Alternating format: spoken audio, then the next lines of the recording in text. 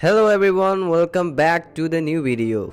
In the previous video, I guided you on how to play the games for free on the school desktop computers. But in that website, there is no any option for the Roblox game. But today, I have brought a new website where you can play Roblox game for free.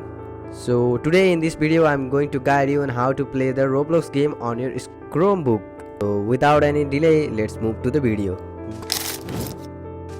Go to the Chrome browser, open any search engine or you can choose the Chrome browser. Then search for the now.gg.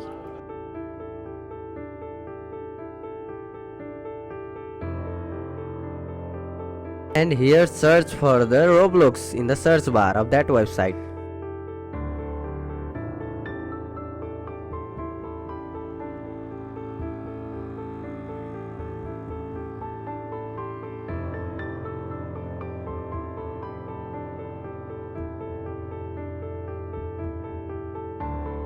So in this way you can play the Roblox game for free on your desktop computer. If this video helped you, then hit the like button and subscribe for more videos like this. See you all in the next video. Bye bye.